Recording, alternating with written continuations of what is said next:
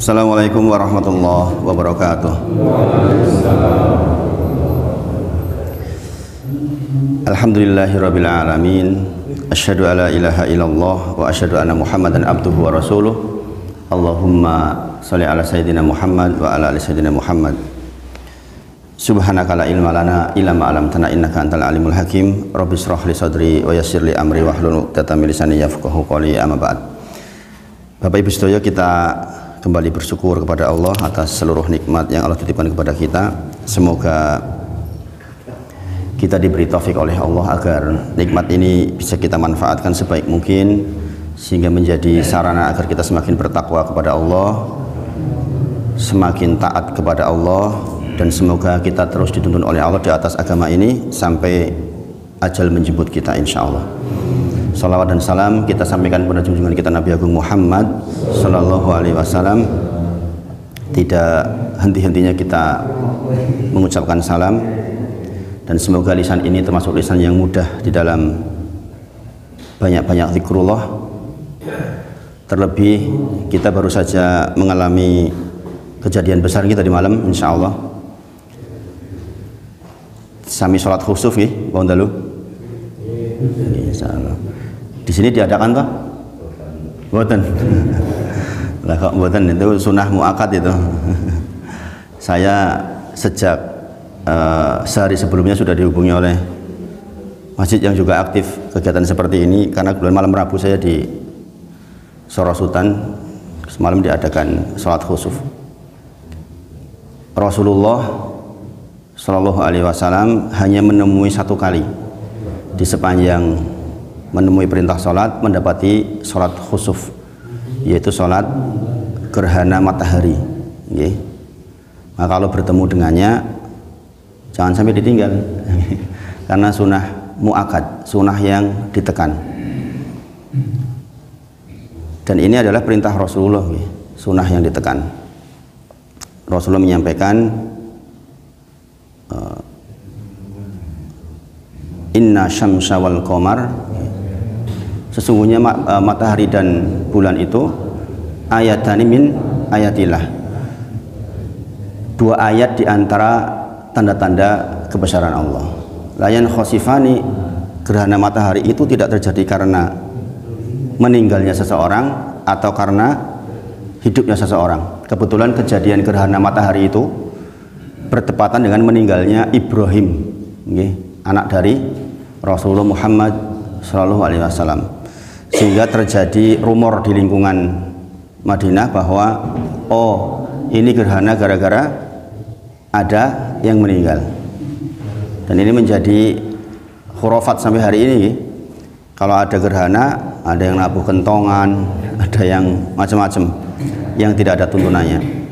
Rasulullah bersabda, idza ra'aitum dzalika, jikalau engkau melihat keadaan itu, melihat gerhana maksudnya, maka Rasulullah memerintahkan 4 hal.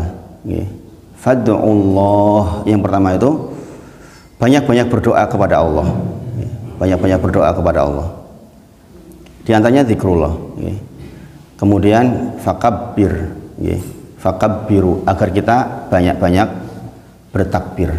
Tentu saja takbir dengan makna, ucapan Allahu Akbar dengan makna dan kandungannya, tidak hanya di lisan saja. Kemudian yang ketiga, fasollu, sholatlah, sholatlah.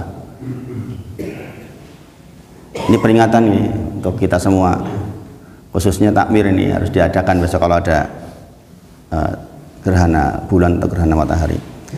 Kemudian yang terakhir, jazakallahu khair, adalah watasaddaqu. Jadi 4 hal.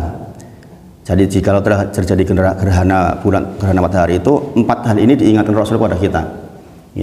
Yang pertama tadi apa? Agar kita banyak-banyak berdoa, zikrullah juga. Kemudian secara khusus banyak bertakbir. Kemudian kita disuruh sholat. Sholat khusuf istimewa sekali. Sholatnya juga berbeda dengan sholat lain kan. Sholatnya panjang, kemudian rukuknya 2 kali, i'tidalnya 2 kali. Nggak lazim, karena memang ini sholat yang juga punya kedudukan di sisi Nabi Muhammad SAW. Kemudian sodakoh, sodakoh, mudah-mudahan ini menjadi pengingat kita sebesar-besarnya, insya Allah. Ingat-ingat, setiap amal yang kita lakukan akan dicatat. Fama ya'mal mithqala dzarratin khairan yarah wa may ya'mal mithqala dzarratin syarran yarah. Dan kita juga akan menghadap Allah Subhanahu wa taala sendirian.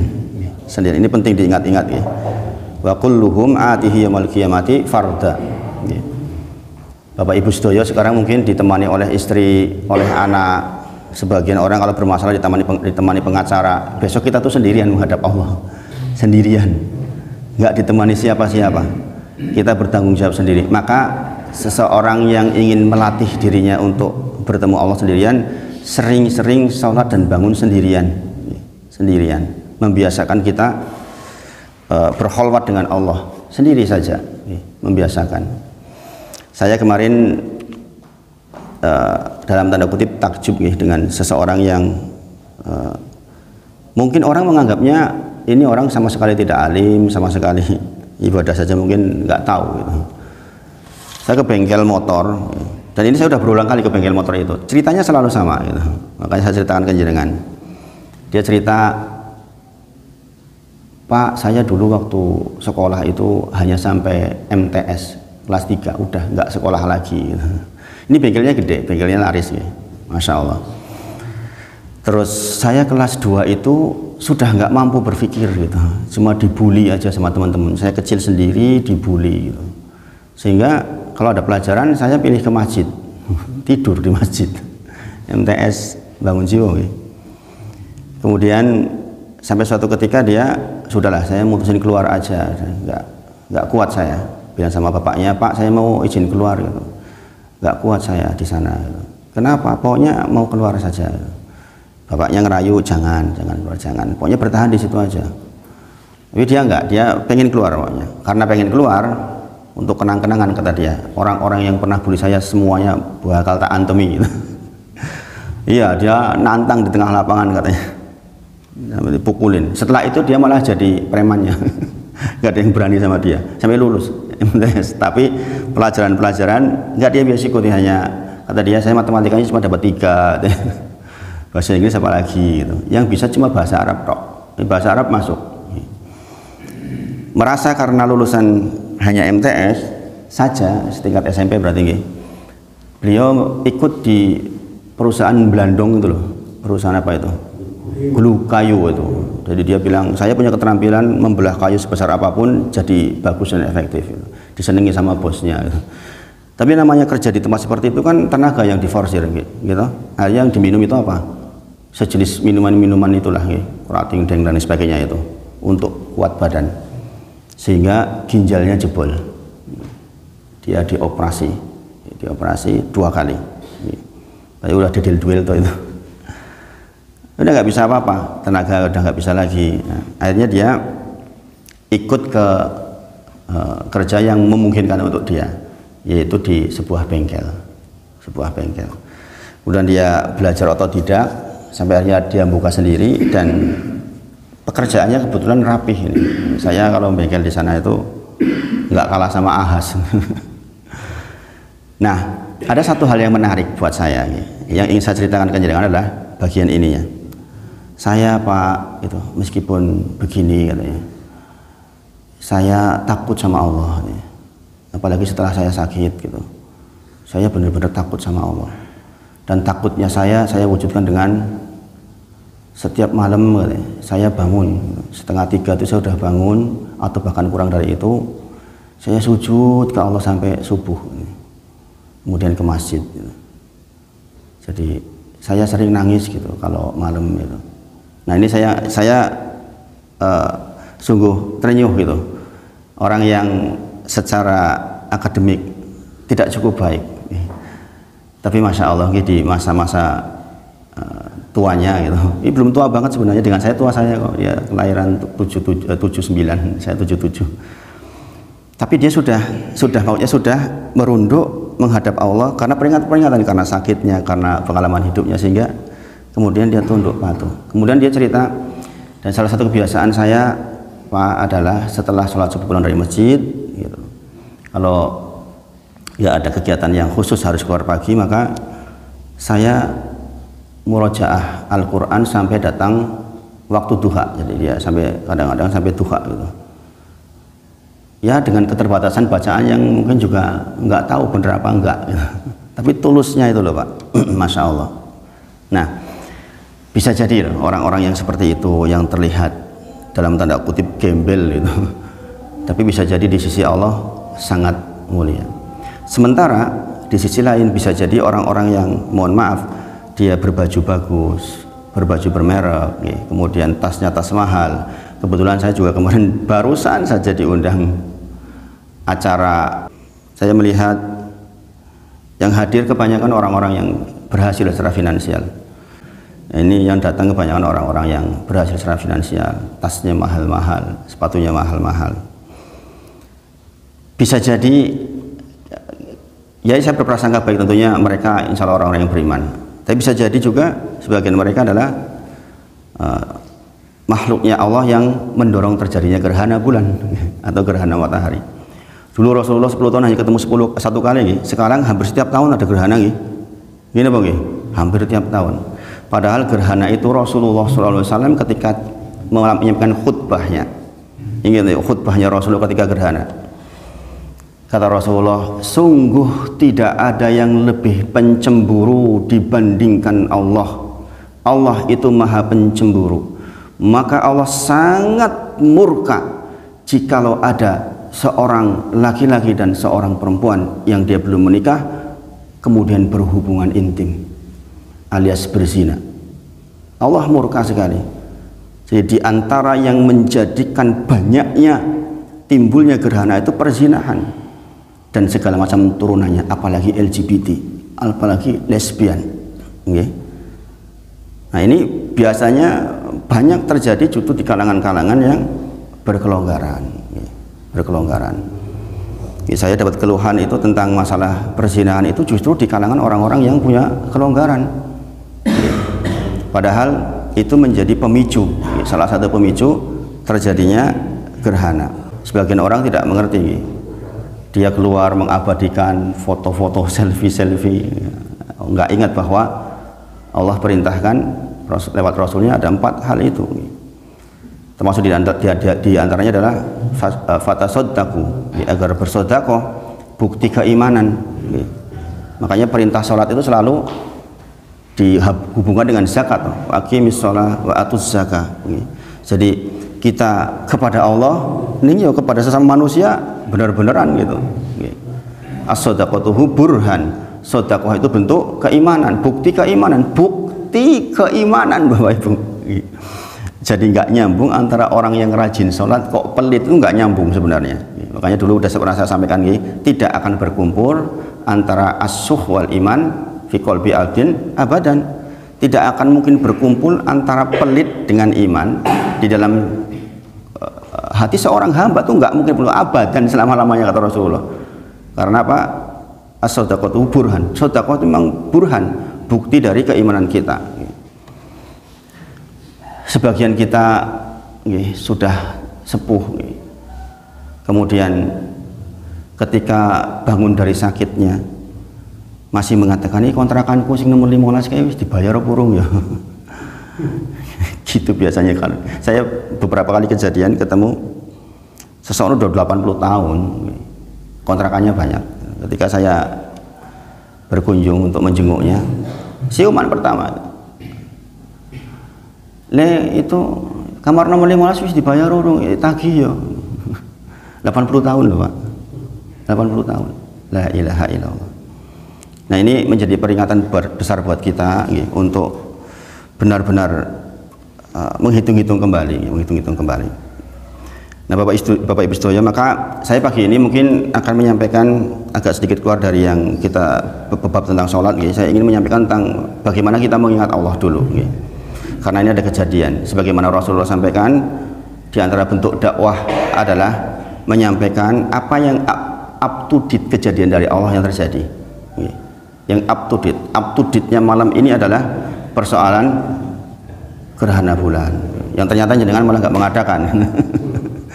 Ini harus diperhatikan ya. Sholat khusuf itu Masya Allah. Semalam itu sampai ya kita menangis bersama lah. Saya sampaikan ke jamaah, sholat khusuf itu panduannya rukuknya saja, rukuknya loh Pak. Kan 2 rukuk ya. Di rakaat pertama 2 rukuk, di rakaat kedua 2 rukuk. Rukuknya di rakaat pertama aturannya nih, aturannya bicara aturan, prakteknya sulit.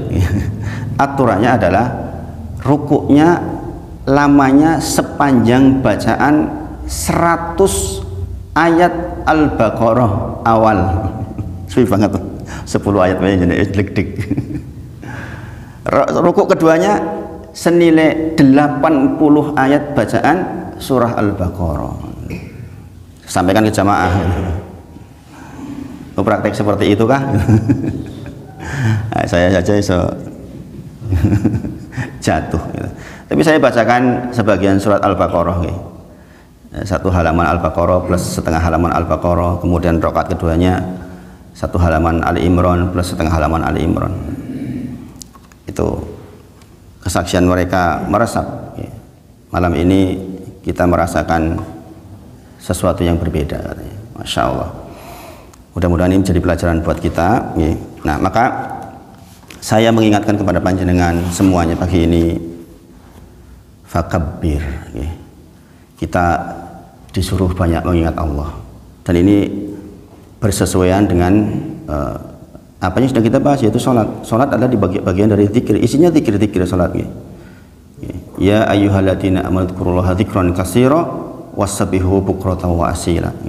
Wahai orang-orang yang beriman, ingatlah Allah dengan ingatan yang banyak. Wasabbihuhu bukratan wa asila. Ini perintah agar kita zikir pagi zikir petang Bapak Ibu sedaya. Bisa ingatkan, ini udah gerhana bulan datang loh. Kita urung gelem zikir pagi zikir petang bangetan itu. Nggih. Wasabbihuhu bukratan wa asila. Kekhususan di waktu pagi dan petang lebih banyak lagi tuh tasbih, lebih banyak tuh zikir gitu. Jadi jangan sampai kita lewat masa kemudian zikir petang, zikir pagi enggak gitu. Ini sudah diingatkan loh, Allah sudah datangkan gerhana loh ini. Sampai kita belum ingat Allah dengan ingatan yang banyak, kerugian yang besar buat kita. Oh nggih, saya kemarin ditipi oleh Ustadz Pardi tentang masalah proses masuk Islam nggih, dari mu'alaf, dari orang yang non muslim ke muslim, kemudian dari orang yang tadinya murtad kemudian muslim lagi. Beliau menyampaikan titip pesan untuk pencatatannya gitu. Karena kebanyakan yang datang ke KUA kata beliau menikah ya dalam rangka untuk menikah ya. Menikah nek mung hanya lisan tok tanpa saksi, tanpa dicatatkan di masjid nggak laku. Harus dicatatkan Pak nggih, harus dicatatkan. Jadi yang saya bicarakan adalah fikih secara syariat Islam, kemudian tentu saja dipisahkan dengan apa yang dituntut oleh negara. Dan karena kita di negara Indonesia, tentu saja kita sesuai aturan gitu. Karena di antara manhajnya Ahlus Sunnah wal Jamaah adalah mengikuti regulasi pemerintah, taat kepada pemerintah gitu. Taat kepada pemerintah. Maka nikah siri kan juga sudah sah, tapi secara pemerintah kan belum dianggap sah, maka dicatatkan. Jadi itu gitu. Jadi tambahan untuk yang pertemuan kemarin, untuk proses keislaman seseorang harus dicatatkan. Nah, sekali lagi saya pagi ini ingin mengingatkan tentang masalah zikrullah. Mudah-mudahan ini menjadi pengingat yang agung buat kita semua. Rasulullah bersabda, kalimatani habibatani ila rahmani khafifatani ala lisan takhilatani fil mizan subhanallahil adzim subhanallahi wa bihamdi. Masih ingat enggak? Saya pernah sampaikan ini. Kalimatani, 2 kalimat. Habibatani, dua-duanya dicintai ila rahmani oleh Ar-Rahman. Khafifatani ala lisan, ringan diucapkan di lisan. Takhilatani fil mizan, abot timbangannya di mizan besok. 2 kalimat itu adalah subhanallahil adzim subhanallahi wa bihamdi. Kita di atas motor, subhanallahil adzim subhanallahi wa bihamdi. lagi goreng tempe ibu-ibu, subhanallahil adzim, subhanallah wa bihamdih. Di depan komputer, subhanallahil adzim, subhanallah wa bihamdih. Karena apa? Dua kalimat ini adalah kalimat yang timbangannya sangat berat di sisi Allah. Masya Allah. Syekh Utsaimin rahimahullah ta'ala menyampaikan bahwa zikir itu semuanya khafifatani ala lisan. Semuanya itu ringan diucapkan di lisan. Tetapi sayangnya sedikit orang yang diberi taufik oleh Allah untuk bisa berzikir. Ini penting ya, jadi catatan besar. Ingat loh, ini sesuatu ibadah yang ringan di lisan, berat timbangannya, pahalanya sangat besar di sisi Allah. Tapi sedikit orang yang diberi taufik. Taufik itu izin dari Allah agar ilmu jadi amal, yang bisa melaksanakan ini. Tidak banyak ternyata orang yang rapih zikir pagi zikir petangnya. Padahal kita tahu subhanallahil adzim, subhanallah wa bihamdih itu juga bagian dari zikir pagi zikir petang kita. Bayangkan, ini masya Allah. Dan zikir itu adalah satu-satunya ibadah yang masih dilaksanakan oleh penduduk sorga. Di sorga itu sudah nggak ada ibadah, tapi yulhamuna, Allah tuh kasih ilham kepada penduduk sorga untuk zikrullah. Maka para ulama menyebutkan secara asal zikir itu kelezatan sebenarnya Bapak Ibu Sedoyo. Dan ini benar bagi orang-orang yang sudah rapih zikirnya, merasakan betul zikir itu lezatnya luar biasa. Bayangkan tadi tuh yang orang bengkel tadi tuh, dia zikrullah di malam hari. Dia mengatakan, saya tenang ya Pak, saya niku tentrem banget ini atas niku.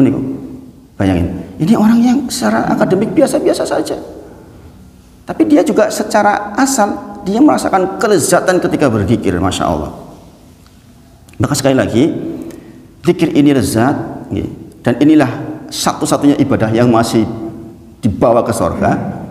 Maka kenikmatan ini ketika kita lakukan di dunia pun pasti akan merasakan. Maka pagi ini kan saya akan menyampaikan tentang fikihnya. Ini masih terkait dengan persoalan gerhana semalam, bahwa kita tuh harus banyak mengingat Allah. Ali Imran 190. Inna fi khalqis samawati wal ardi wa ikhtilafil laili wan nahari la ayatin li ulil albab. Sesungguhnya penciptaan langit dan bumi dan bergantinya siang dan malam. Bergantinya siang dan malam, Bapak Ibu Sedoyo, ini lagi proses ini. Ini kan pertukaran antara malaikat malam dan malaikat siang ini sekarang, ya kan? Maka ada tanda-tanda bagi siapa? Liulil albab, bagi orang-orang yang berpikir, yang menggunakan pikirannya, menggunakan kemampuan otaknya untuk memikirkan tentang kebesaran Allah. Siapa mereka? Alladzina yadhkurunallaha qiyaman wa qu'udan wa ala junubihim wa yatafakkarun. Dialah orang ulil albab, itulah orang-orang yang zikrullah, ingat Allah ketika dia berdiri, ketika dia duduk, ketika dia berbaring. Podo karo berarti ingat Allah terus. Emang berdiri, duduk, berbaring, nah itu aktivitas kita, gitu. Jangan sekarang duduk ingat Allah, berdiri ingat Allah, di atas motor ingat Allah, berbaring pun ingat Allah. Berarti liulil albab adalah orang yang terus-terusan ingat Allah. Masya Allah. Masya Allah. Kemudian dia mengatakan, sesungguhnya penciptaan langit nggak mungkin batilah, tidak mungkin sia-sia. Ini hanya orang-orang yang berpikir yang bisa seperti ini. Orang-orang yang benar-benar menggunakan potensi pikirnya untuk mengingat-ingat kebesaran Allah. Maka sekali lagi, persoalan mengingat Allah, persoalan zikir itu persoalan yang agung, sangat agung, dan pahalanya sangat besar. Sayangnya sekali lagi, sedikit orang yang diberikan taufik oleh Allah untuk bisa melakukannya. Apalagi zaman sekarang. Kalau lihat dengan datang ke Arab Saudi, di pintu-pintu misalnya ada tulisan, jadikan waktu tunggu kalian dipenuhi dengan istighfar, itu biasanya tuh. Di pintu-pintu di atas kayak gitu. Jadikan waktu tunggu panjenengan sambil nunggu tiket, sambil nunggu ini, sambil nunggu itu istighfar. Sekarang enggak Bapak Ibu Sedoyo, sambil nunggu buka WA, sambil nunggu baca komentar-komentar, orang rampung. Sekarang itu sudah sampai mana nih Ferdi Sambo? Melu komentar terus enggak zikir. La ilaha illallah. Maka saya katakan zaman sekarang itu ada setan yang paling dahsyat, namanya setan gepeng. Ya itu dia itu yang untuk nyoteng itu. Setan gepeng tuh ambil waktu 1 menit, 2 menit, 3 menit. Yakin Bapak Ibu sebenarnya menyesal bener. Kalau orang sudah ngaji seperti ini, buka lagi itu nyeselnya. Karena apa? Liulil albab adalah orang-orang yang mengingat Allah, zikrullah dalam kondisi berdiri, dalam kondisi dia duduk, dalam kondisi berbaring. Podo karo inget terus sama Allah, zikir terus tuh. Jadi di luar kata-kata kita persoalan dunia, isinya cuma zikrullah. Terlebih kalau orang ini sudah punya hafalan Quran. Iman banget kalau nggak baca Quran. Terus-terusan baca Quran. Ini yang membuat saya selalu berharap anak-anak tuh hafal 30 juz itu ini. Jadi pokoknya kalau nggak lagi ngomong sama ayah, sama umi, kalau nggak lagi belajar, pokoknya mau Quran bunyi aja bunyi. Itu yang saya perintahkan ke anak-anak. Sederhana, bunyi aja. Pokoknya bunyi aja, yang bagian mana yang dihafal bunyi terus aja gitu. Dan ini saya ambil pelajarannya dari Imam Sudais, hafizahullah taala. Beliau punya supir orang Indonesia yang beliau cerita bahwa beliau itu kalau nggak ditanya orang berarti dia baca Quran. Dia berhenti baca Quran ketika ngomong sama orang. Selebihnya baca Quran terus, nggak pernah putus. Menerapkan ayat barusan tadi, Ali Imran 190. Jadi sekali lagi, zikir ringan tetapi sedikit orang yang mendapatkan taufik. Nah, saya sampaikan ke Bapak Ibu Sedoyo, tujuan saya menyampaikan ini adalah untuk menghidupkan zikir. Jadi saya tidak berhasil ceramah pagi ini kalau jenengan sepulang hari ini kok tidak zikir pagi, zikir petang. Saya nelongso kalau sampai sudah seperti ini kok jenengan nanti nggak rapih zikir pagi zikir petangnya, berarti saya nggak berhasil. Yang pertama fikihnya adalah kita tahu manfaat. Dalam kitab Al-Wabilus Shayyib itu disebutkan sekitar 100 manfaat zikir. Saya sebutkan beberapa di antaranya. 100 loh, bayangin Pak.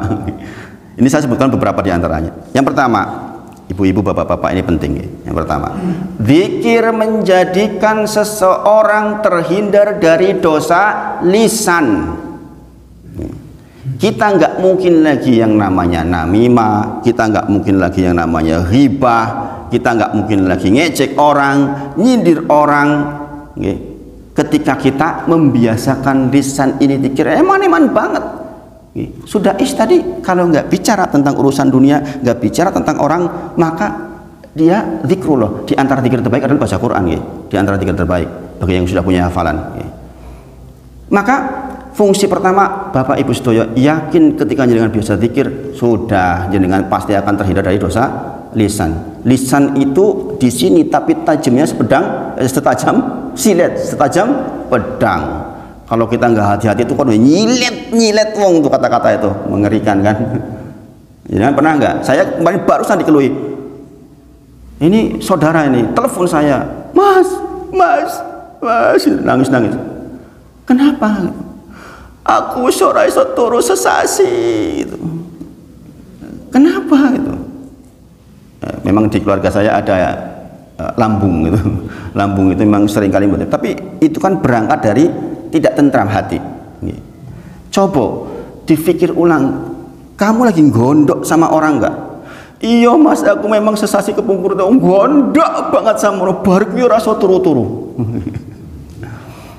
Jadi kadang-kadang kenapa gondok? Dikata-katain katanya. Rasa kuat itu disilet. Oh, mengerikan kan? Lisan itu masya Allah, makanya sekali lagi zikir itu lisan. Makanya pahala di sisi Allah besar karena memang lisan itu setiap kalimatnya kalau keluar, kalau nggak hati-hati setajam pedang, setajam silet. Gitu. Gini bang, ibu-ibu pasti ini merasakan ini.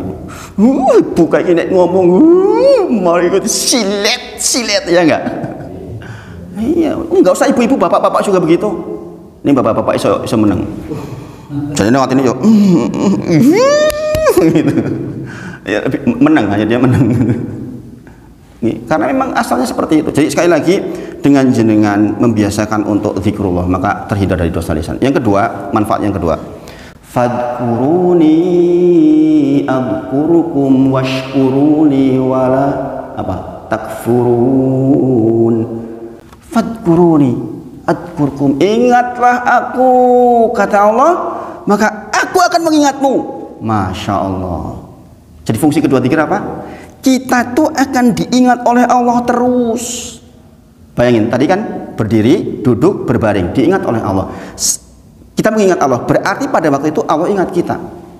Untung nggak kira-kira Allah ingat kita? Banyak keuntungannya. Jenengan datang ke perhelatan atau ke walimatul urs misalnya, duduk di situ.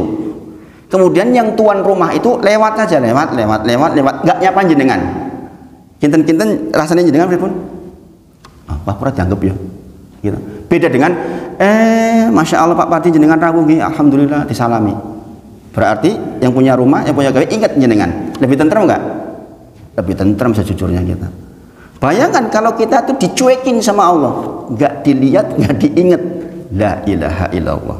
Nggak diingat Pak RT aja mau ngurus KTP bingung. Ini kalau yang nggak mengingat Allah gimana? Dan di antara fungsi zikir kata Allah, fadkuruni adkurukum. Ketika engkau ingat Allah, maka sesaat itu pula Allah ingat kita. Masya Allah. Allah disifati oleh Nabi Muhammad SAW, man dzakaroni fi nafsi, sesiapapun yang mengingatku di dalam dirinya, dzakartumhu fi nafsi, maka saya akan mengingat dia di dalam diriku. Wa man dzakaroni fi malain, barang siapa yang mengingatku di keramaian, ada kondisi ramai dengan ingat Allah, maka Allah menyampaikan dzakartu fi malain khairu minhu, maka saya akan mengingat engkau di kumpulan yang lebih baik, yaitu kumpulan malaikat. Disebut-sebutkan oleh Allah, tuh loh si fulan, itu loh si fulan, itu loh si fulan. Masya Allah. Maka di sini berlaku al jaza min jinsil amal, bahwa pahala itu sangat bergantung dengan amal yang kita buat. Kita ingat Allah, Allah ingat kita. Semakin banyak kita ingat Allah, semakin banyak Allah ingat kita. Kita mengingat Allah di keramaian, Allah ingat kita di keramaian. Masya Allah. Dan Bapak Ibu sedaya, ini membuat hati kita tentram. Diingat Allah itu membuat hati kita tentram. Kita tahu kita hidup dengan berbagai macam masalah. Yang ketiga, kita dengan zikir akan mendapatkan ketenangan. Ketenangan. Rasulullah bersabda, ala bi dzikrillahi tatmainul qulub. Hanya dengan mengingat Allah hati menjadi tentram. Berarti ini Bapak Ibu sedaya, kosok walikipun, kalau ada orang yang nggak mengingat Allah, berarti dia tidak tenang, dia sempit, dia sumpek, walaupun kekayaannya banduara, walaupun jumlah hartanya berlimpah ruah, dia tetap akan sempit hidupnya. Jika dengan melihat orang-orang kaya ketawa ketiwi di kafe ini itu, yakin hatinya sempit. Rasulullah yang sampaikan. Dan ini benar Bapak Ibu sedaya. Saya menampung banyak sekali soal. Nggak sedikit di antara mereka yang Masya Allah secara kekayaan itu Masya Allah ya. Tetapi karena tidak mengingat Allah, kadang-kadang kayak gitu Pak, jabatan, uang itu kadang-kadang justru membuat orang itu jauh dari Allah, nggak tahu mengapa, nggak tahu, karena mungkin nggak butuh sandaran. Saya bersandar dengan harta saya banyak kok, sakit tinggal ke rumah sakit yang terbaik, sehingga dia sandarannya kepada Allah kurang.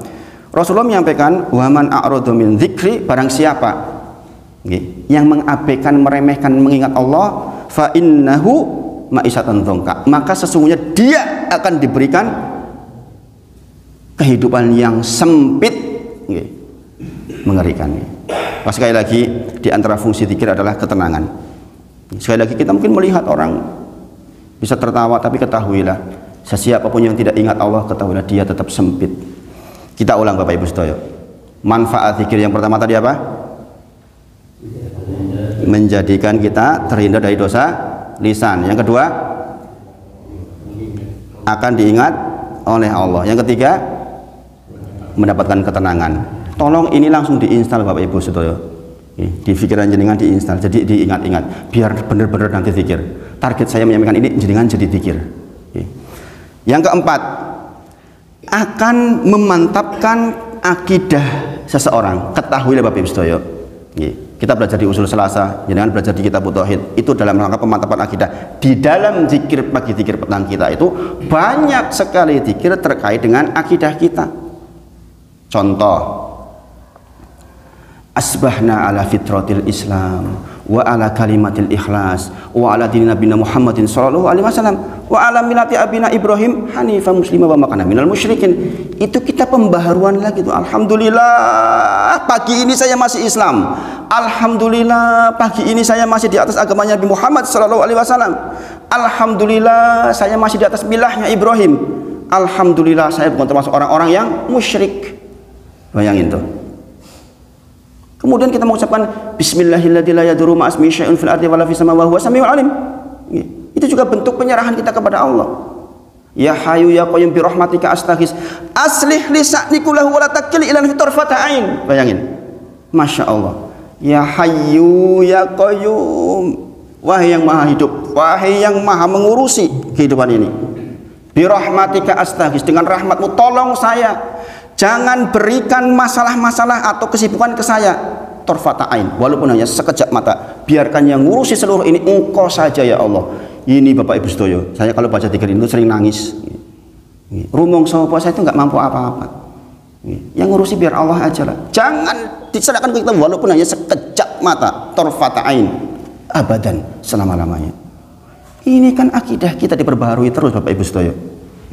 Maka di antara fungsi zikir adalah memperbarui akidah kita setiap hari. Nomor 5, seseorang yang zikir Bapak Ibu sedoyo, dia akan sabar di dalam ujian. Jadi akan sabar di dalam ujian. Kita tahu Bapak Ibu sedoyo, tentu saja ujian terberat adalah Nabi Muhammad Shallallahu Alaihi Wasallam. Ketika Aisyah radhiyallahu anha bertanya, man asadun nasi balaan ya Rasulullah, siapa orang yang paling berat ujiannya? Rasulullah jawab, al-anbiya, para nabi. Sumas solihun, kemudian orang soleh, sumas solihun fal amsal, kemudian orang soleh di bawahnya, orang soleh di bawahnya, orang soleh di bawahnya. Semakin tidak soleh, semakin ringan ujiannya. Makin soleh, makin besar ujiannya. Rasulullah adalah orang yang paling soleh, maka ujiannya paling besar. Apa yang disarankan Allah atas ujian-ujian yang dia dapatkan agar dapat solusi? Dzikir. Ternyata, bayangin ini, sudah puncaknya orang terbaik yang bahkan kita mencintainya lebih daripada mencintai diri sendiri, mencintai Rasulullah lebih dari mencintai istri kita, suami kita, anak kita, bapak kita. Dialah Rasulullah, dikatakan ketika punya soal dikatakan, oh kowe wong edan. Kan begitu dikatakan begitu sama orang musyrikin. Wong edan, kamu itu memutuskan tali silaturahmi yang tadinya baik jadi tidak baik, memutuskan antara suami dan istrinya. Apa yang dikatakan? Kata Allah, dia pun sesak hatinya, sempit hatinya, maka perintahnya adalah disuruh zikir sama Allah. Surah Al-Hijr 97. Walaqad na'lamu, sesungguhnya kami tahu, kata Allah, anak sesungguhnya engkau sempit dadanya sodruka bima yakulun, terhadap apa yang mereka katakan, apa yang mereka tuduhkan itu kita Rasulullah itu sempit. Maka Rasulullah diperintahkan untuk banyak-banyak zikir. Allah berfirman, fasbir ala ma yaqulun wasabbih bihamdi rabbika qabla tulu'is syamsi wa qabla ghurubiha. Supaya tenteram hatinya, maka banyak-banyak mengingatku sebelum matahari terbit dan sebelum matahari terbenam. Qabla tulu'is syamsi wa qabla ghurubiha. Berarti zikir pagi, zikir petang itu sebenarnya yang paling efektif kalau nggak ada kegiatan ya. Kalau nggak ada kegiatan seperti ini yang paling efektif adalah mulai masuk waktu fajar sampai datang syuruk. Itu yang paling bagus, paling bagus. Tentu saja udur kalau ada kegiatan kajian seperti ini, karena waktu zikir pagi itu dari mulai terbit fajar sampai waktu duha habis. Waktu duha habis kapan? 1/4 jam sebelum waktu duhur. Jadi waktunya panjang. Makanya jangan nanti kondur, langsung zikir pagi. Kemudian zikir petang adalah ketika masuk waktu asar sampai sebelum terbenam. Itu afdolnya. Tetapi waktunya sampai habis waktu isya. sampai habis waktu Isya tentu saja ini bervariasi. Saya lebih mengambil pendapat yang sekitar jam 11 malam. Jadi kalau jenengan antara asar sampai terbenam kok belum zikir, ya ora apa-apa, bar Isya nggih mboten napa-napa. Yang penting jangan ditinggalkan. Jadi sekali lagi, orang yang zikir dia akan sabar dalam ujian, karena ini adalah perintah Allah kepada Rasulnya terkait dengan soal-soal yang dihadapi. Yang nomor 6, ini fungsi dunia. Di antara fungsi zikir adalah menolak bala. Itu yang kita harapkan di dunia. Saya sering lagi jalan tiba-tiba melihat orang kecelakaan. Ada orang menanyakan gini, Ustaz, saya sudah mengucapkan Bismillahirrahmanirrahim fil ardi wala fis samaa'i wa huwa samiul alim. Kenapa kok saya masih keserempet motor? Nek jenengan mboten maos ketabrak truk. Ini orang-orang nuntut, kadang-kadang nuntutnya tuh lebih. Untung kesenggol. Jadi fungsinya menolak bala Bapak Ibu saja. Di antaranya adalah zikir tadi. Sudah hafal nggih? Hafal mboten? Bismillahilladzi la yadurru ma asmihi syai'un fil ardi wala fis samaa'i wa huwa samiul alim. Hafal nggih? Maknanya hafal mboten? Bismillahilladzi, dengan menyebut nama Allah nggih. Bismillahilladzi nggih. La yadurru apa artinya? Tidak ada yang bisa mencelakai kita nggih. Di langit dan di bumi jika disebut namanya. Artinya apa? Ini Bapak Ibu sedaya, zikir ini itu sejarahnya dari sahabat yang mempraktekkan zikir ini dan dia tidak pernah celaka sampai akhirnya dilupakan oleh Allah. Jadi kisahnya begini, Imam Qurtubi rahimahullah ta'ala menyampaikan, hada khobarun sahih wa qaulun shadiq. Ucapan bismillahilladzi la yadurru ma asmihi syai'un fil ardi wala fis samaa'i wa huwa samiul alim itu, kata beliau, hada khobarun sahih, ini adalah hadis yang sahih, wa qaulun shadiq, dan ini adalah perkataan yang benar. Alimnahu, saya tahu tentang dalil ini. Alimnahu dalillahu dalilan wa tajriba, katanya. Saya itu paham dalil ini bukan hanya dari ilmunya saja, tapi tajriba, pengalaman saya pun mengatakan seperti itu, kata beliau. Maksudnya bagaimana? Fa inni mundu sami'tu amiltu bi, sejak saya mendengar kalimat itu saya nggak pernah tinggalkan itu, terus diucapkan pagi petang 3 kali. Kemudian falam yadurroni syai'un illa, jadi ini dia tidak pernah mendapatkan kecelakaan sampai saya lupa bacanya. Faladagotni akrobun bimadani lailan. Suatu malam saya di Madinah itu tersengat kalajengking.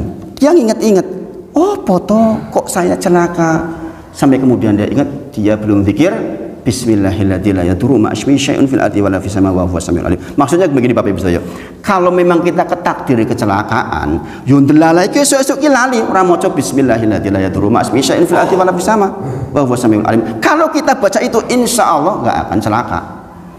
Tapi nek ketakdiri celaka, yo lupa. Paham maksud saya Bapak Ibu saudara? Maka kalau kita sudah baca itu dan kita sadar bacaannya, insya Allah kita akan tentrem Bapak Ibu saudara. Gini apa nggih? Nah, ini menolak bala. Orang menolak bala sampai harus membayar ning dindi, datang ke kuburan, datang ke ini menolak bala. Kita menolak bala cukup dengan Bismillahilladzi la yadurru ma asmihi syai'un fil ardi wala fis samaa'i wa huwa samiul alim. Sudah lebih dari 3 kali nih. Jadi itu fungsi yang ke-6. Kita ulang. Fungsi yang ke-4 tadi apa? Akan memantapkan akidah lagi. Yang kelima, sabar di dalam ujian. Yang ke-6, menolak bala. Nah, ini 6 di antara 100 fungsi zikir. Mudah-mudahan yang 6 ini bisa menjadi motivasi buat kita. Adapun dalil tentang zikir pagi, zikir petang itu sangat banyak Bapak Ibu sedaya, sangat banyak. Jangan bisa menemukan sangat banyak di dalam Al-Qur'an. Di antaranya tadi yang saya sebutkan, ya ayyuhalladzina amanu dzkurullaha dzikran katsira wasabbihu bukrata wa asila. Jadi mudah-mudahan itu menjadi pengingat buat kita. Kemudian Bapak Ibu sedaya, sekarang adabnya. Adab di dalam zikir. Ini penting saya sampaikan pada panjenengan. Bismillah, izin. Pertama, hanya baca zikir yang sahih saja. Ini saya tekankan dengan keras di bagian ini, karena hari ini begitu banyak masyarakat yang mempraktikkan zikir, kalau dirujuk nggak ngerti itu zikir asalnya dari mana. Bayangkan Bapak Ibu sedaya. Dan ini dibenarkan lagi oleh ulamanya, subhanallah. Orang zikir la ilaha illallah, la ilaha illallah, itu gimana itu? Kira-kira jangan bayangkan Rasulullah kira-kira gitu nggak? Kebayang nggak dengan Abu Bakar? Gitu nggak kira-kira?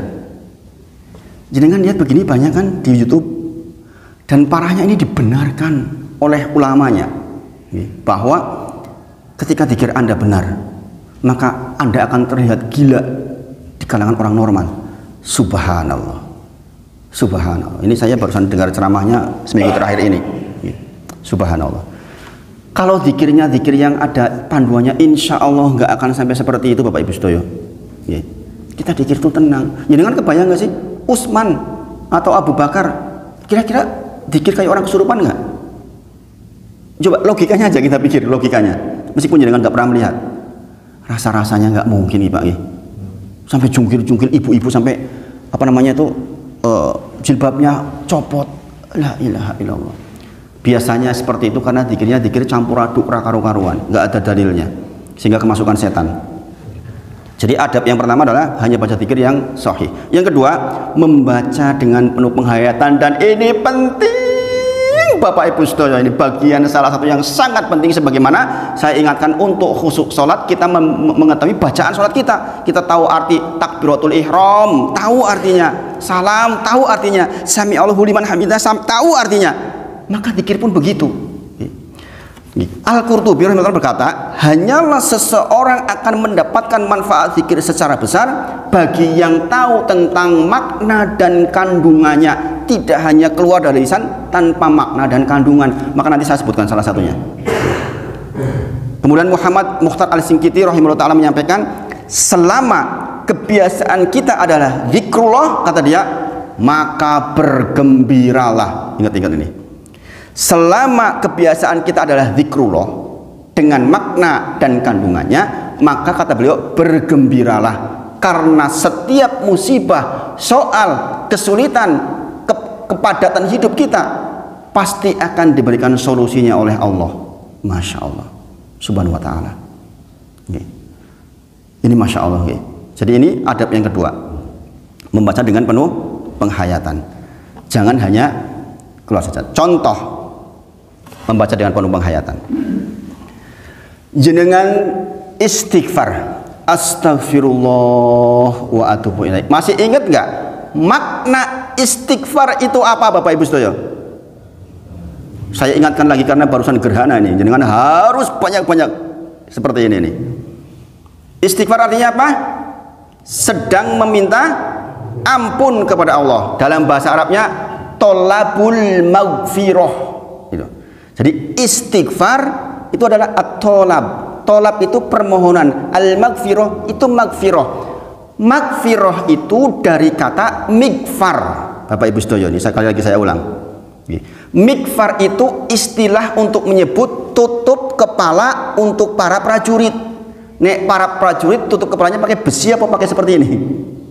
Pakai besi. Fungsinya beda dengan kupluk ini. Bahasa Arabnya apa nih? Kolan suah. Ini hanya untuk tutup. Tetapi kalau mikfar, di samping untuk tutup juga untuk pelindung. Maka mikfar itu dalam bahasa Arab maksudnya dua hal, yaitu sebagai siter, siter itu tutup. Kemudian al-wiqayah, al-wiqayah itu pelindung. Maksudnya apa tuh maksudnya? Siter itu nutup. Berarti Bapak Ibu sedaya, ketika jenengan astagfirullah wa atubu ilaih, jenengan sedang minta ditutupi aibnya oleh Allah. Dulu mungkin naudzubillah pernah berzina, ditutup, ya Allah jangan dibuka di kalangan manusia. Besok di akhirat ketika orang istighfarnya betul, mungkin dia pernah berzina, dia akan bertanya kepada Allah, ya Allah dulu saya pernah berzina, kenapa di sini nggak ditulis? Kenapa sudah tidak ada tulisannya? Ini adalah orang yang mendapatkan hisaban yasiro. Maka Allah katakan sudah dihapus oleh istighfar kita, ditutup oleh Allah di dunia dan di akhirat. Maka seburuk-buruk orang diantaranya adalah orang yang kemudian membuka lagi aib yang sudah ditutup oleh Allah. Ada orang bangga, saya dulu loh pernah saya pernah berzina sama artis tuh yang cantik banget, tuh dia bangga. Dia merasa hebat, saya bisa berhubungan sama orang secantik dia. La ilaha illallah. Orang seperti ini orang yang sangat buruk. Karena apa? Istighfar itu minta ditutup aibnya, jangan sampai dibuka loh, malah dibuka sendiri. Kemudian yang kedua, fungsinya adalah al-wiqayah. Al-wiqayah itu maksudnya adalah melindungi. Berarti ketika kita astagfirullah, minta ampun kepada Allah, maksudnya ya Allah, jangan jadikan dosa-dosa saya yang udah bacot itu, entah menipu orang, entah zalim, entah berzina, entah apapun, tolong ya Allah jangan kemudian jadi dikafarah di dunia dan di akhirat. Asalnya dosa itu menjadi musibah buat kita Bapak Ibu Sedaya. Asalnya dosa kita, kekeluaran kita ngomongin orang itu menjadi musibah. Entah mobilnya rusak, entah rumahnya rusak, entah ekonominya sulit, entah macam-macam, entah anak rewel dan macam-macam itu. Kita lagi minta ya Allah jangan dong, tutup saja itu, dilindungi, jangan ditimbulkan menjadi dosa. Itu fungsi istighfar Bapak Ibu Sedaya. Bayangin, ini makanya dikatakan oleh Imam Al-Qutubi, seseorang hanya mendapatkan manfaat atas zikirnya ketika paham makna dan kandungannya. Kalau kita paham makna dan kandungannya, kita minta benar-benar ya Allah astagfirullah, sambil ingat-ingat dosa kita kan otomatis astagfirullah, saya dulu pernah melakukan ini ya Allah, jangan itu jadi musibah buat saya. Musibah itu macam-macam Bapak Ibu Saudara. Kadang-kadang tiba-tiba motor ngadat, tiba-tiba ban pecah, macam-macam. Maka kita minta kepada Allah jangan seperti itu. Maka itulah fungsi istighfar. Kemudian adab yang ketiga, zikir dengan merasa butuh Bapak Ibu Saudara.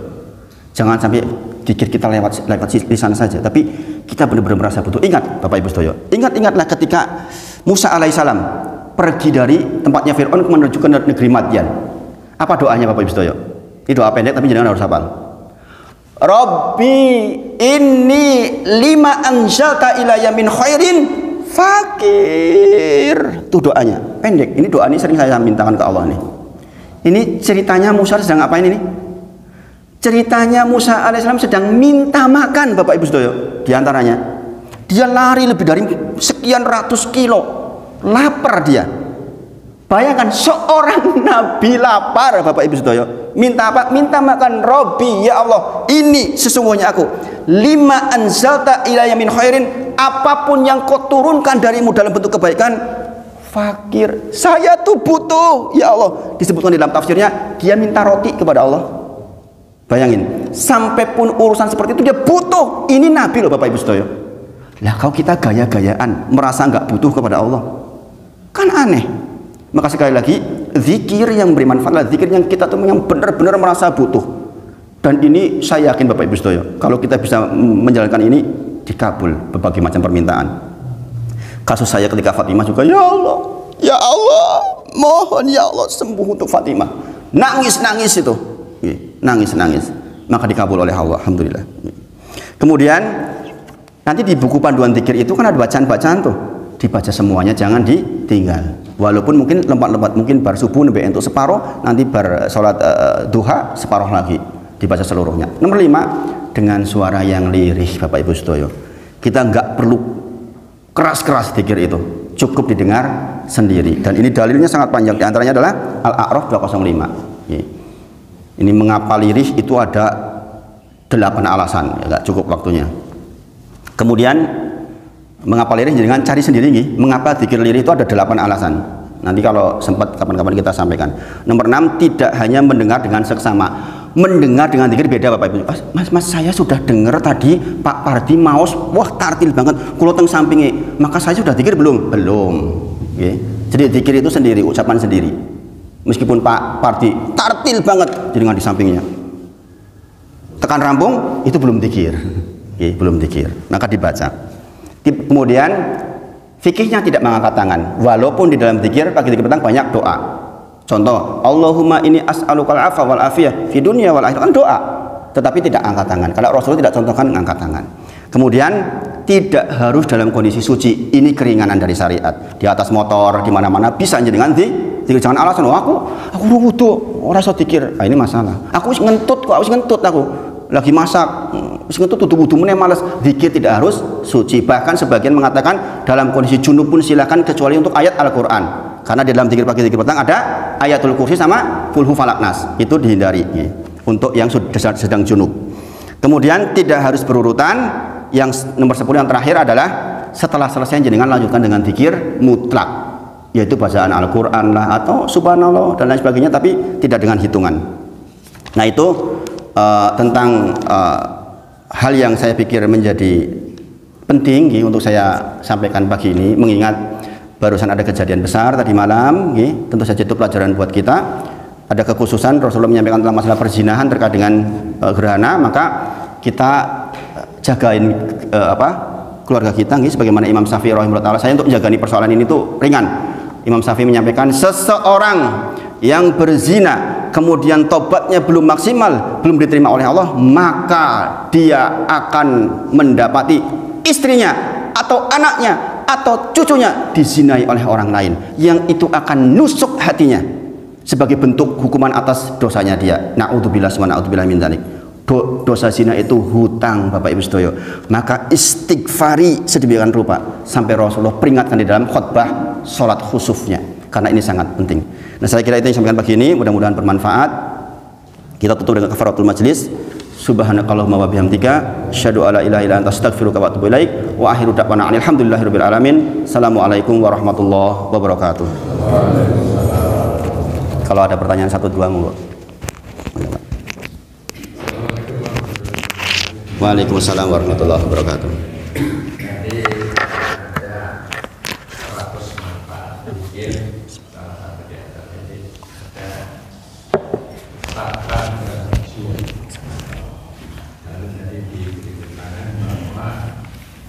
Orang yang semakin soleh itu semakin berat ujiannya.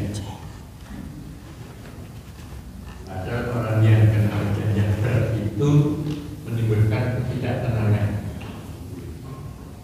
Tapi di satu pihak bahwa dengan zikir itu akan mendapatkan ketenangan. Bapak saya bertentangan, ini mungkin logika saya yang salah. Terima kasih. Jazakallahu khair.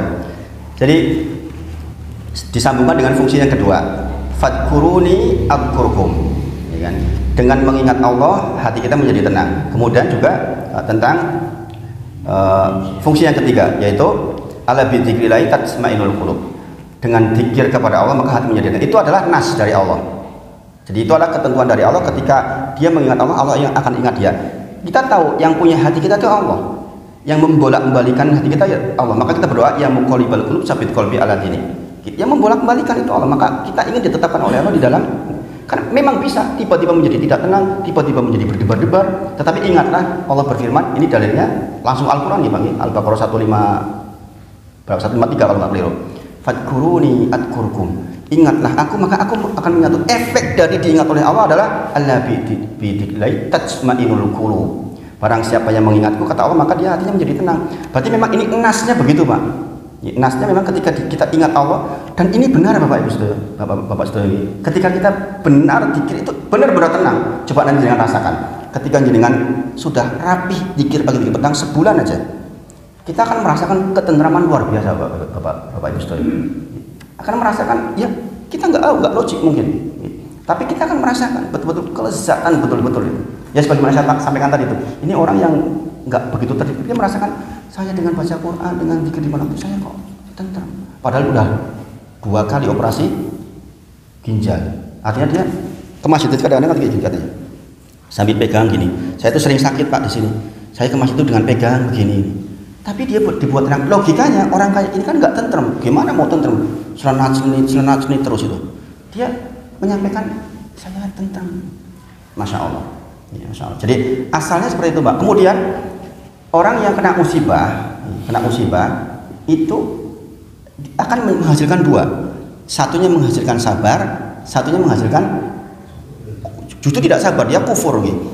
Maka ketika sabar, kita tahu, kita sudah bahas gitu kemarin ketika kita membahas masalah hak yang kelima dari kaum muslimin, diantaranya adalah ketika Allah mengatakan saya sakit, kenapa kau datang kepadaku? Maksudnya adalah hambaku itu sakit tuh. Sakit di sini dalam bentuk musibah, entah sakit lah, musibah lah, kesulitan. Maka ketahuilah innallaha ma'as-sabirin. Sesungguhnya Allah itu bersama dengan orang-orang yang sabar. Maksudnya orang yang kena musibah kemudian bersabar, maksudnya Pak. Orang yang kena musibah dia bersabar, maka kemudian Allah bersama dia. Ketika dibersamai oleh Allah, tentu saja menjadi tenang. Jadi bukan di musibahnya, tapi efek dari musibahnya itu apa? Biasanya kan orang kena musibah terus akhirnya terpaksa Pak, terpaksa sabar, terus piye meneh. Ya gimana lagi, udah meninggal anak saya ini ketabrak mobil misalnya. Terus akhirnya ya udah saya sabar ya Allah. Beda dengan orang yang berkelimpahan, kadang-kadang justru gimana? Dia nggak merasa butuh sandaran. Saya bersandar dengan harta saya bisa kok. Saya nyuruh orang ini bisa kok, nyuruh orang itu bisa kok. Gitu maksudnya Pak, insya Allah. Mudah-mudahan menjawab. Ada lagi? Bagaimana dengan ada zikir yang dengan jumlah-jumlah tertentu banyak, dan kalau jumlahnya ternyata kelebihan satu baik. Jadi zikir ada yang muqayyad, ada yang mutlak. Ini perlu diingat gitu. Dan ini berlaku untuk semua ibadah. Ada dalam Islam itu ibadah selalu muqayyad, mutlak. Muqayyad itu terikat. Zikir setelah sholat yaitu astagfirullah.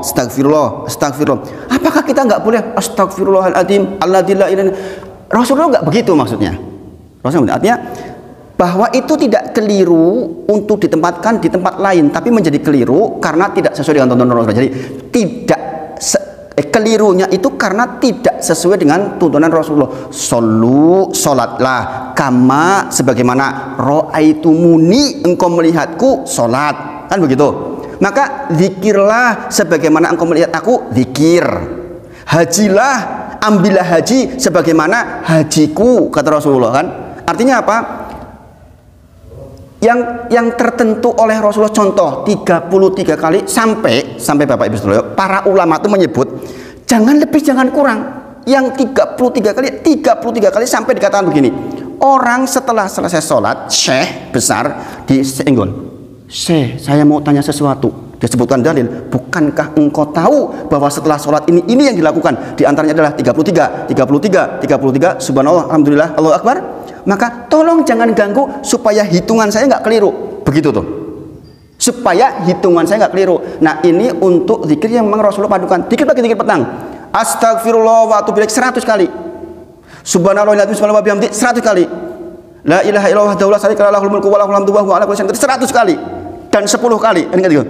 Bahasa hadisnya 10 kali dan 100 kali. Kenapa enggak 110?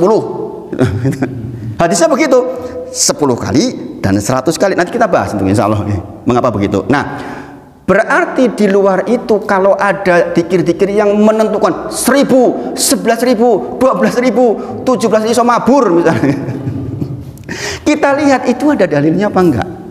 Ini kadang-kadang dikomplain oleh orang-orang. Wong gawe apik itu nggak dalil barang kok ribet men sih gitu. Tapi kita itu tadi solu kama ro'aitumuni usolli, kita sholat ya sesuai dengan Rasulullah. Ngapain bikin sendiri? Kalau lebih jauh lagi itu yang disebut dengan bid'ah, yang kemudian orang mengatakan sini bid'ah, sini bid'ah.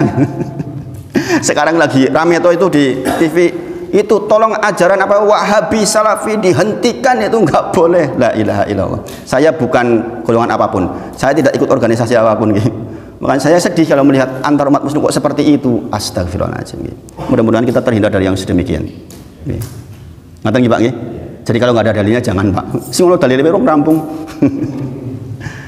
Sampun gitu? Dah 5:30 lewat. Monggo Pak.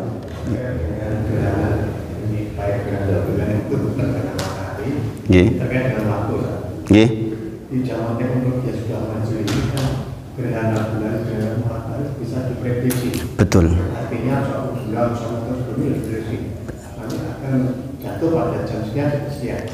Tapi kita sendiri dalam menentukan satu Ramadan masih ru'yatul hilal. Baik. Ini kearifan antara teknologi dan dalil. Asalnya memang menentukan awal bulan itu dengan ru'yatul hilal. Maka kalau mau adil sebenarnya setiap bulan harusnya ru'yatul hilal, orang mau Ramadan tok sebenarnya. Kemudian yang hisab itu bisa menentukan kalender panjang. Saya lebih mengambil begini. Allah takdirkan dua-duanya hadir di kita. Saya nggak akan megang salah satunya tok gitu makanya itu. Bahwa Rasulullah menyampaikan menentukan awal Ramadan dengan melihat hilal, iya, itu dalilnya juga sahih. Kita nggak bisa bantah itu. Tapi bahwa khususnya Muhammadiyah sudah bisa menghitung jauh sampai ke sana, itu juga kebaikan. Kalau enggak, gimana menentukannya? Maka sebenarnya kalau mau adil, ya ru'yatul hilal itu setiap bulan, setiap awal bulan sebenarnya harusnya. Jangan cuma Ramadan tok sebenarnya. Tapi ya begitu yang ada, Pak. Kita ambil saja dua-duanya. Jadi kalender yang ada kita amini, kita ikuti. Kemudian ketika khusus Ramadan kita ngikuti pemerintah. Karena apa? Manhajnya Ahlus Sunnah wal Jamaah itu, Pak, asalnya adalah taat ke pemerintah. Walaupun pemerintahnya sezalim apapun, asalnya Ahlus Sunnah wal Jamaah adalah taat kepada pemerintah. Makanya ada orang mengatakan katanya Wahabi Salafi itu yang menghasilkan teroris. La ilaha illallah. Mereka itu justru orang yang mengatakan jangan demo aja nggak boleh. Demo tuh nggak boleh secara hukum asal. Makanya ya kadang-kadang di masyarakat begitu. Jadi gitu Pak. Insya Allah kita pakai dua-duanya. Jadi bahwa ru'yatul hilal itu sahih, iya. Bahwa hisab itu teknologi yang bagus, iya. Maka kita ambil dua-duanya. Insya Allah memberikan manfaat buat kita. Saya kira itu. Sampun. Assalamualaikum warahmatullahi wabarakatuh.